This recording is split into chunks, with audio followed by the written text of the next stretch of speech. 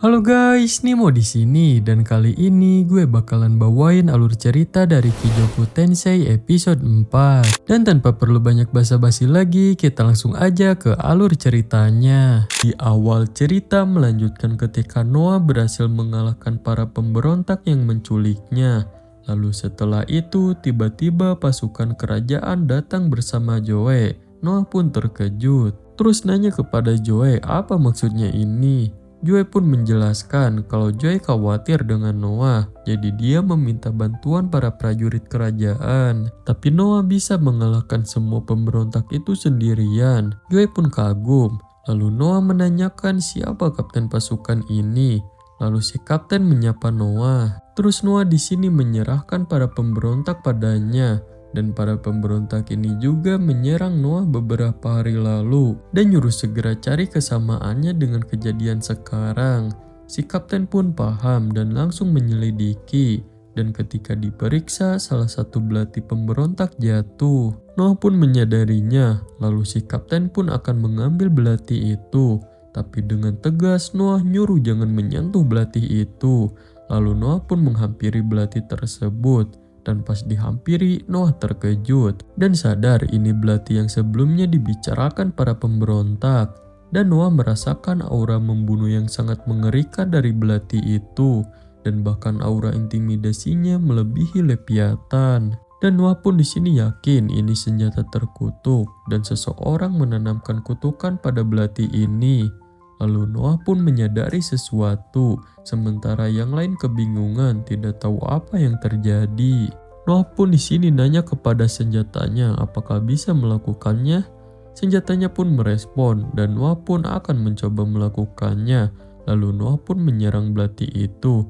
Dan setelah diserang, serangan Noah malah langsung terbang ke atas. Semuanya pun terkejut. Dan gilanya serangan itu terbang sampai keluar bumi. Lalu kembali lagi ke bumi. Tapi tidak tahu kemana tujuan serangan itu. Lalu scene pun beralih ketika Noah dipanggil sang raja. Dan Noah pun sampai di hadapan sang raja.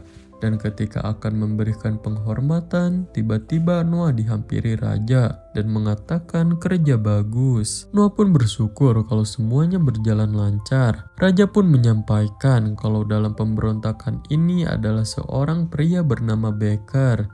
Dan tadi malam sebuah serangan peluru air yang entah datang dari mana mengenai si Becker ini. Dan seketika langsung membuatnya tewas di tempat. Ya jelas itu serangan Noah yang sebelumnya terbang ke langit. Noah pun senang tembakan jitu jarak jauh senjata Leviathannya berhasil. Dan Noah bisa melakukan itu karena menggunakan jejak kutukan pada belatinya.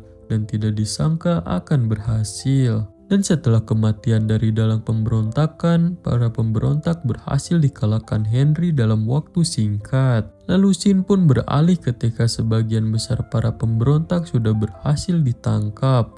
Dan sekarang hanya tinggal menunggu keputusan sang raja mau bagaimana.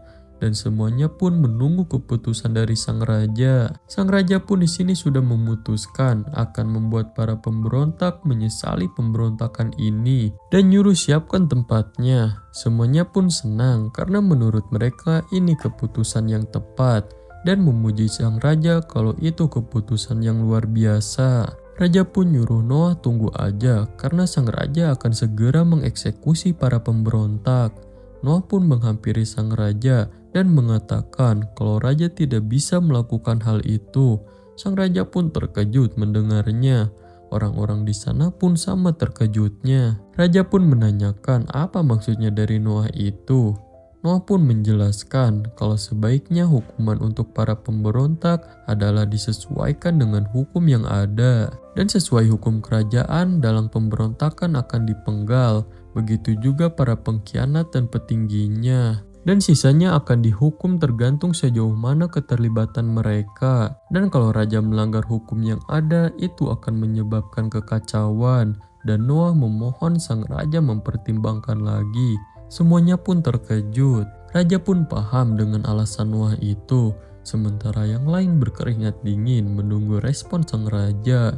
Tapi tiba-tiba si raja memuji Noah kerja bagus karena sudah mengingatkannya akan hal itu. Tapi si raja di sini tidak akan puas kalau hukumannya ringan, dan para pemberontak akan si raja hukum dengan hukuman terberat dalam hukum kerajaan tanpa keringanan apapun. Raja pun nanya kepada Noah apakah dengan begitu tidak masalah. Noah pun setuju dan tidak akan menjadi masalah. Orang-orang di sana pun terkejut Noah bisa memikirkan sejauh itu, bahkan di usianya yang sekarang. Semuanya pun kagum dengan Noah. Lalu sang raja pun senang dengan keyakinan kuat Noah. Dan berkat Noah juga si raja jadi terhindar dari stigma negatif yang akan tertulis dalam sejarah. Dan sang raja pun merasa harus memberi Noah hadiah akan hal itu. Mendengar itu semuanya pun senang termasuk Noah. Dan sang raja di sini akan memberikan hadiahnya langsung. Si raja pun mengatakan kalau memberikan pernyataan tanpa alasan logis seorang anak kecil pun bisa. Tapi Noah memiliki pemikiran yang tepat dan itulah yang harusnya dilakukan semua orang. Dan agar dunia mengetahui kebijaksanaan Noah itu, sang raja memberikan Noah hadiah gelar kebijaksanaan untuk Noah. Semuanya pun terkejut sekaligus senang mendengarnya dan bersorak pangeran kebijaksanaan untuk Noah. Lalu tabel status Noah pun muncul dan gelar pangeran kebijaksanaan pun muncul di tabel statusnya. Noah pun sangat senang dan berterima kasih. Lalu sang raja pun berlinang air mata karena bangga kepada Noah. Dan sang raja sedikit berharap seandainya Noah lahir lebih awal. Mendengar itu Noah sangat terkejut termasuk semua orang.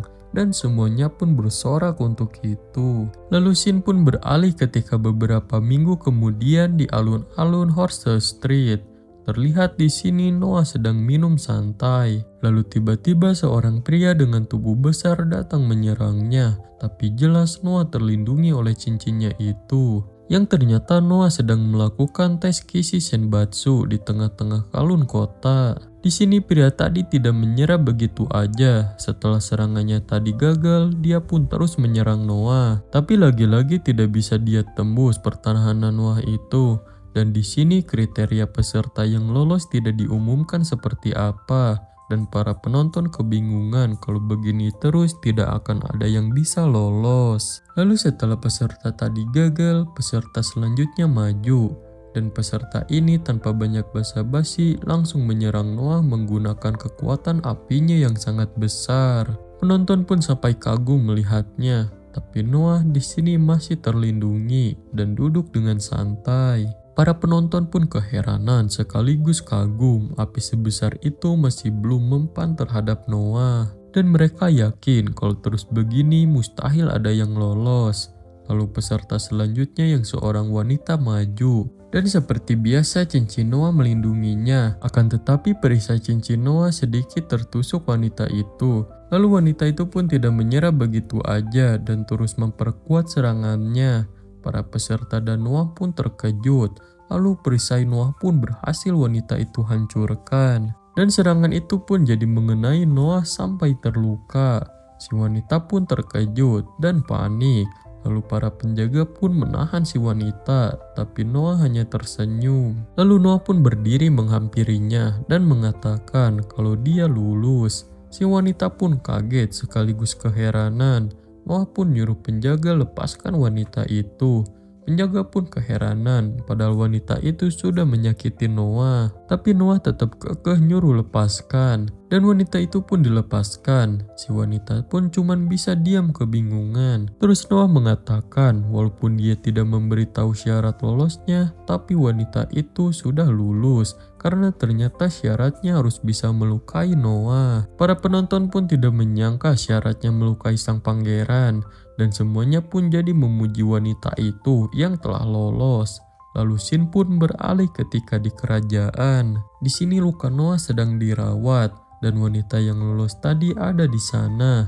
Lalu di sini Noah menanyakan namanya. Tapi pertama-tama wanita itu meminta maaf dulu. Lalu dia pun memperkenalkan diri dan namanya adalah Shirley Grange. Noah pun merasa armornya sangat bagus. Terus nanya apa itu miliknya.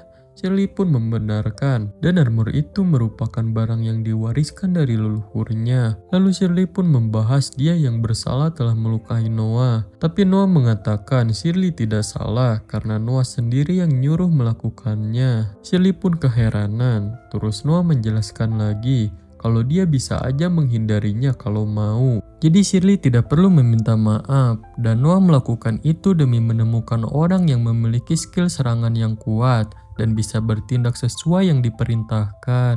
Shirley pun paham kalau Noah tidak memperdulikan risikonya asalkan mendapatkan orang yang Noah inginkan. Lalu Shirley pun tunduk di hadapan Noah dan Shirley bersumpah setia kepada Noah sang pangeran ke-13. Dan setelah sumpah setia Shirley, tabel status Noah pun muncul dan Noah tahu dari 8 unit pasukan Shirley lah yang paling banyak berkembang. Lalu dokter pun mengatakan kalau untungnya serangan Shirley tadi tidak mengenai tulang dan sendinya Noah. Terus nanya apakah tidak masalah kalau dijahit seperti biasa. Noah pun tidak masalah dan nyuruh lakukan aja. Dan dokter kerajaan ini bernama Godfrey. Shirley yang melihat dokter mengobati Noah pun terkejut. Noah pun keheranan ada apa dengan Shirley. Shirley pun menjelaskan kalau dia terkesan ternyata luka bisa disembuhkan dengan cara seperti itu. Karena di desanya tidak ada dokter, jadi dia baru tahu. Mendengar itu, Noah pun kaget. Terus nanya bagaimana dengan nasib orang yang sakit dan terluka di desanya. Shirley menjelaskan kalau cara mereka menyembuhkan penyakit, mereka meminta doa kepada dukun. Croy pun menjelaskan kalau itu hal biasa terjadi di desa-desa miskin. Noah pun nanya kepada Croy bagaimana cara menjadi dokter. Croy menjelaskan cara yang paling umum biasanya magang di tempat dokter profesional. Lalu Noah pun nyuruh Shirley membawa seseorang yang cerdas dan juga pekerja keras dari desanya ke sini. Shirley pun keheranan buat apa, tapi dia mengiyakan aja. Terus Noah pun di sini ingin Croy melatih beberapa murid jadi dokter. Croy pun mengerti. Terus Shirley nanya apa maksud tujuan Noah itu. Lalu Noah pun mengatakan kalau dia yang akan membayar biaya hidup dan pelatihan orang-orang yang akan menjadi dokter. Dan nyuruh Shirley temui semua orang di desanya dan bawa orang-orang yang sangat ingin menjadi dokter ke sini. Mendengar itu Shirley pun terkejut. Karena dengan begitu orang-orang di desanya akan sembuh. Shirley pun menangis dan berterima kasih. Lalu scene beralih beberapa hari kemudian. Di sini Noah dan Shirley sedang berjalan-jalan lalu pergi ke sebuah toko. Yang ternyata Noah ke sana ingin mencari hadiah untuk pangeran keempat Henry. Dan hadiah dari Noah itu untuk sebagai rasa terima kasih telah membantunya membereskan para pemberontak. Dan kebetulan si pemilik toko juga baru membeli banyak barang. Lalu barang-barang pun dikeluarkan satu persatu. Dan ada sebuah patung Dewi yang indah dan jelas membuat Noah terkesan. Lalu Noah pun nanya terbuat dari apa bahan patung itu, apakah kristal atau kaca? Si penjual membenarkan tebakan kedua Noah itu, yaitu kaca.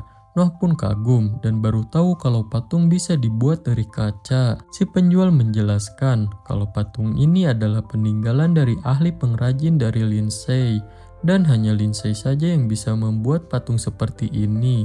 Dan cara pembuatannya bahkan dianggap teknik yang hilang. Dan patung Dewi ini hanya ada 2 aja. Noah pun memutuskan akan mengambilnya. Dan harganya adalah 10.000 lins. Lalu Noah memberikan uangnya tapi lebih dan anggap aja sebagai hadiah karena membantunya memilih hadiah. Si penjual pun berterima kasih. Lalu tiba-tiba Oscar datang ke toko itu dan tidak menyangka Noah juga ada di sana. Lalu Oscar tiba-tiba terdiam yang membuat Noah keheranan. Yang ternyata Oscar sedang memperhatikan patung Dewi yang Noah beli dan tahu itu patung buatan Lindsay. Terus Oscar nanya apakah ini asli? Si penjual membenarkan karena tidak mungkin juga dia memberikan barang palsu kepada sang pangeran. Oscar pun menyayangkan karena dengan begitu 2 patung itu yang hanya ada 2 aja sudah ditemukan semua. Noah pun di sini nanya apakah Oscar tahu di mana satunya lagi? Oscar mengatakan kalau dia memiliki satunya lagi. Noah pun paham kalau nilai harta karun akan tinggi tergantung kelangkaannya. Karena dengan ada 1 dan 2 harganya itu akan berbeda. Lalu tiba-tiba Noah mengangkat patung itu lalu membantingnya ke lantai. Semua orang pun jelas terkejut. Noah pun di sini nyuruh si penjual jangan khawatir karena dia akan tetap membayarnya dengan harga sebelumnya. Lalu Noah menambahkan bayarannya karena telah merepotkan si penjual. Si penjual pun keheranan. Lalu Noah mengatakan kalau patung kedua telah ditemukan tapi sayangnya dalam keadaan rusak. Noah pun nyuruh si penjual itu menyebarkan informasi ini setidaknya di Cobalt Street. Semuanya pun terkejut. Oscar pun senang dan seperti yang diharapkannya dengan begini pasti akan membuat patungnya lebih berharga lagi. Dan Oscar pun senang. Lalu Noah mengatakan kalau pemiliknya adalah orang pertama kali yang mendapatkannya. Noah pun merasa tidak enak kepada pembuatnya. Tapi kalau hal ini berharga bagi Oscar, maka Noah tidak masalah. Oscar pun merasa jadi tidak enak dan seperti belum dewasa karena hal ini.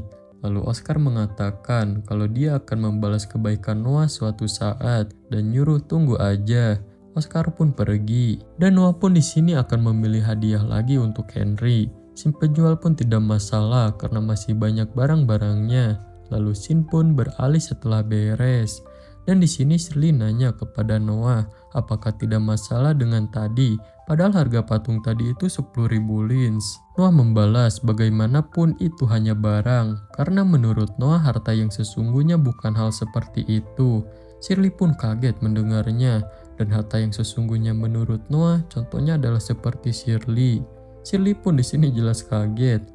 Dan menurut Noah, manusialah harta karun yang sesungguhnya. Shirley pun kagum kepada Noah dan akan mengikuti Noah seumur hidupnya. Noah pun berpikir selagi menuju memimpin sebagai orang dewasa, sampai saat itu tiba, Noah akan mengumpulkan harta-hartanya lebih banyak lagi, alias orang-orang seperti Shirley. Lalu Sin pun beralih ke kerajaan. Di sini pelayan mengatakan semuanya sudah siap, lalu pintu pun terbuka.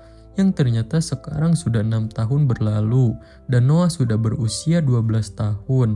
Dan di sini Noah pergi ke ruangan makan. Lalu Noah menyadari kalau salah satu pelayan terus melihat ke jendela yang ternyata ada antrian panjang. Terus nanya kepada pelayan itu apakah dia penasaran dengan antrian itu. Tapi Noah di sini lupa dengan nama pelayan itu. Joey pun memberitahunya kalau namanya adalah Gigi. Dan ternyata dia itu keheranan karena melihat antrian hadiah ulang tahun Noah selama 3 hari tidak berkurang. Joey pun mengatakan bahkan tahun lalu antriannya seperti ini berlangsung selama 1 minggu. Gigi yang seorang pelayan baru pun di sini kaget mendengarnya. Lalu Joey pun memperingatkan Gigi kalau mereka sedang kerja, jadi tidak boleh begitu. Lalu Sin pun beralih ketika Noah menuju Kementerian Militer. Lalu Noah pun diberitahu kalau Menteri Militer alias Henry meminta Noah segera menemuinya setelah Noah tiba. Noah pun paham. Dan di sini Noah dan Henry yang dulu berhasil menangani para pemberontak dan menaklukkan Leviathan, mereka berdua diapresiasi oleh sang raja, yaitu dengan menugaskan mereka mengurus Kementerian Militer. Lalu Noah pun sampai di kantor dan Henry pun nyuruh masuk. Henry dan Reis pun di sini menyambutnya, dan Reis di sini adalah bawahan yang dipilih oleh Henry dari Kishi Senbatsu, dan Reis ini memiliki keberanian dan kemampuan memimpin pasukan. Dan sekarang Reis dipercaya memimpin pasukan kedua dari tentara reguler kerajaan. Di sini Henry meminta pendapat Noah, bagaimana kalau Reis memimpin pasukan dan hancurkan pemberontak di selatan, dan itu yang diperintahkan oleh raja. Dan awalnya orang barbar di selatan itu terlihat baik, dan mereka sekarang diminta mengirim pasukan kedua untuk menunjukkan perbedaan kekuatan.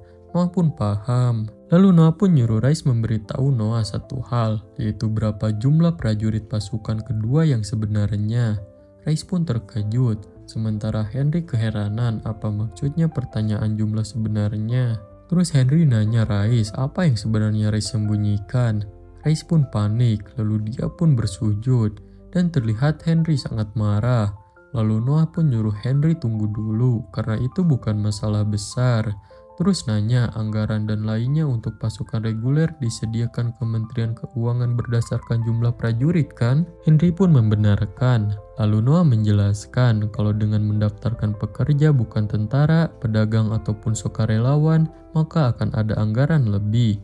Tapi anggaran itu selalu masuk ke kantong pribadi, dan menurut Noah itu hal biasa yang sering terjadi. Henry pun marah kepada Reis dan nanya apa maksudnya ini. Noah pun menenangkan Henry lagi dan nyuruh Rais jangan takut begitu. Noah pun menjelaskan kalau itu merupakan perintah komandan untuk menambah jumlah personil. Dan Noah pun di sini tidak bermaksud menyalahkan Rais. Rais pun cuma diam ketakutan. Dan menurut Noah biasanya itu bukan masalah karena personil berlebih juga bisa untuk jaga-jaga. Henry pun sadar kalau itu benar juga. Dan sekarang ada sekitar 100.000 tentara.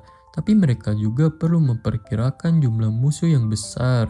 Noah pun membalas itu maksudnya. Henry pun sekarang paham maksudnya Noah. Lalu Noah menjelaskan lagi kalau kali ini berbeda karena perintah langsung dari raja adalah hal yang besar. Jadi Noah ingin mengetahui seberapa banyak jumlah pasukan Rais yang sebenarnya. Rais pun jujur kalau jumlah pasukannya ada sekitar 2.000 orang. Lalu Noah pun memerintahkan Rais sebelum mendaftarkan pasukannya, hitung dulu jumlahnya dengan benar. Rais pun paham dan akan melakukannya. Lalu Noah pun meminjam kertas dan pulpen, lalu menuliskan sesuatu. Dan melihat itu Rais terkejut. Lalu Noah pun nyuruh Rais serahkan ini kepada Kementerian Keuangan. Karena dengan suratnya ini mereka akan mengeluarkan dana tambahan untuk kebutuhan lainnya bagi 2.000 prajurit. Dan akan memberikan tambahan itu pada Rais. Rais pun di sini jadi merasa tidak enak, tapi Noah nyuruh terima aja. Tapi sebagai gantinya, Noah tidak ingin menerima kekalahan. Rais pun paham dan langsung pergi mengantarkan surat itu. Henry pun kagum Noah bisa seperti itu. Lalu scene pun beralih ketika Noah dan Henry di kereta kuda. Lalu Henry pun nanya kalau Noah belum punya pengalaman di medan tempur kan? Noah pun mengangguk. Dan di sini tabel status Noah muncul. Dan sekarang usianya itu sudah 12 tahun, tapi levelnya masih tetap 1. Tapi ini semua demi meregulasi kekaisaran. Dan banyak sekali anak-anak dari kerajaan yang mati saat bayi, dan banyak rumor penyebabnya. Dan Noah sebagai pangeran tidak diperbolehkan memasuki medan tempur tanpa diperintah raja langsung sampai Noah dewasa. Lalu Henry pun melanjutkan obrolan. Di sini Henry mengatakan kalau usia Noah sudah 12 tahun kan? Dan menurutnya akan lebih baik kalau Noah punya pengalaman di medan tempur sebelum mengelola wilayahnya. Noah pun membalas kalau dia sendiri siap kapanpun kalau raja memerintahkannya. Terus Henry menambahkan kalau Noah yang mempunyai pedang sihir itu tidak akan membuat Noah kesulitan di medan tempur. Lalu Noah pun nanya kapan pertama kali Henry turun ke medan perang yang sebenarnya. Henry pun akan menjawab, tapi tiba-tiba supir mendadak menghentikan keretanya. Henry di sini marah kenapa supir berhenti mendadak, yang ternyata di depannya ada seorang anak kecil yang meminta tolong di tengah jalan dan terlihat lemas. Noah pun memperhatikan anak itu dan anak itu pun melihat Noah juga. Lalu tiba-tiba segerombolan anak lain muncul dan berlarian yang ternyata mereka dikejar seseorang dan para anak-anak itu pun ditangkap orang-orang itu. Para warga pun tidak menolong dan hanya pura-pura seolah tidak tahu apa-apa. Lalu Noah pun turun dari kereta dan nyuruh orang-orang itu hentikan. Orang-orang itu pun membalas kalau ini tidak ada urusannya dengan Noah dan nyuruh Noah pergi aja. Lalu Noah pun nanya apa registrasi sertifikat dan apa nama toko mereka. Orang-orang itu pun cuma diam. Lalu Noah menjelaskan kalau perdagangan manusia tanpa izin di bawah hukum kerajaan adalah kejahatan. Terus nanya apakah mereka tahu itu? Orang-orang itu pun tidak mendengarkan Noah dan langsung menyerang Noah. Noah pun langsung bersiap lalu mengeluarkan pedangnya dan tanpa banyak basa-basi langsung menyerang juga. Orang-orang itu pun Noah bantai. Henry yang melihatnya pun kagum dan orang-orang tadi pun terkapar. Para warga di sana juga kagum dan keheranan dari mana asalnya Noah dan pergerakan Noah sudah bagaikan seorang master. Para anak-anak juga kagum melihatnya. Lalu Noah menghampiri anak-anak itu dan nanya apakah mereka baik-baik saja. Anak-anak itu dengan senang membalas iya. Terus Noah nanya apakah orang-orang itu pedagang budak pasar gelap. Anak-anak itu pun membenarkan dan semua anak ini korbannya. Lalu seseorang muncul mengatakan cukup sampai di sana. Anak-anak yang melihat orang itu pun ketakutan. Orang itu pun mengenal Noah dan menyapanya. Noah pun nanya siapa orang itu. Orang itu memperkenalkan diri kalau dia hanya warga di sekitar sini. Dan ketika akan menyebutkan namanya, orang itu meminta izin tidak ingin menyebutkan namanya. Noah pun keheranan kenapa. Orang itu menjelaskan kalau hal itu milik sang pangeran pertama, alias orang ini antek-anteknya si pangeran pertama.